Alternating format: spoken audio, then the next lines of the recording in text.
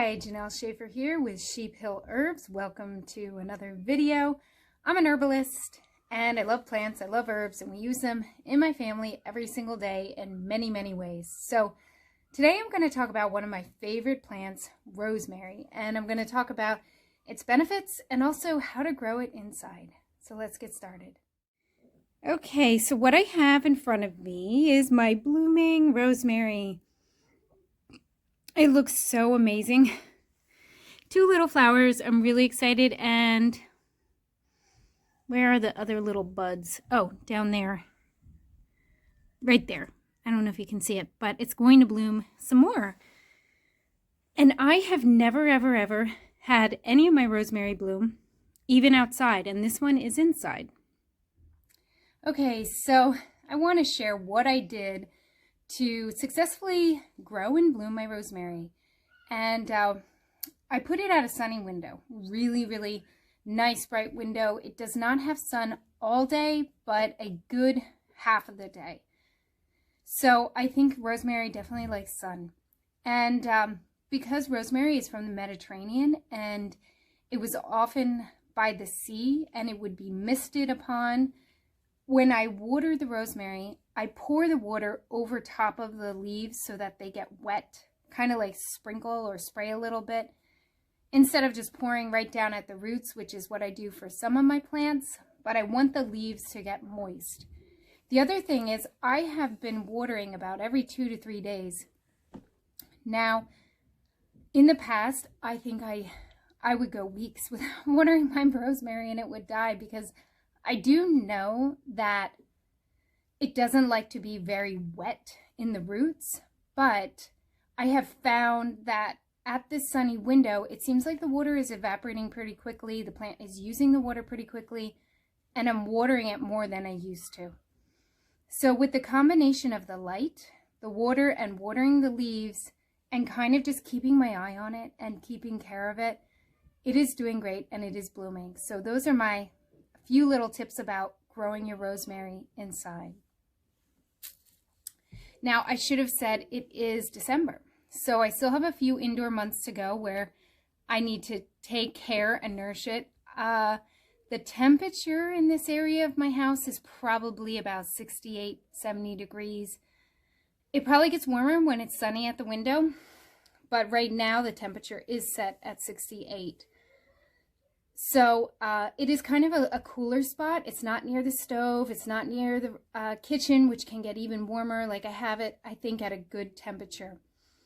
I brought this plant in sometime in November, and I plan to take it outside at least for short periods in March, I would say, around here. So I don't want to put it out while it's snowy, so I'll have to keep track of the weather, but I do want to start to get it outside once the crucial part of winter has passed. So rosemary is known as the love herb, or a tonic for love.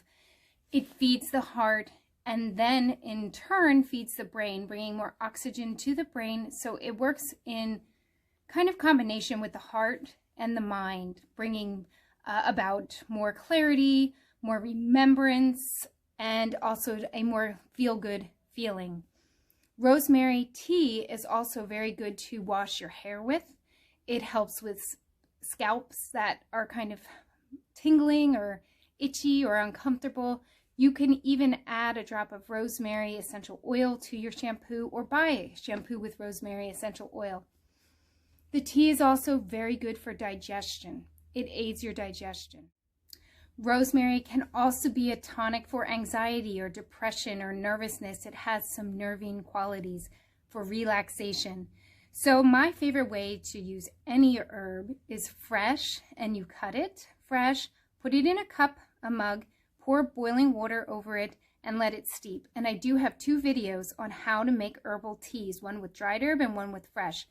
Nothing compares to fresh rosemary in teas. So pretty much I think all my teas are my favorite when they're fresh. So if you can grow your plants inside and have them all year round to have your herbal teas in the winter with fresh plants, that is the best thing you can do.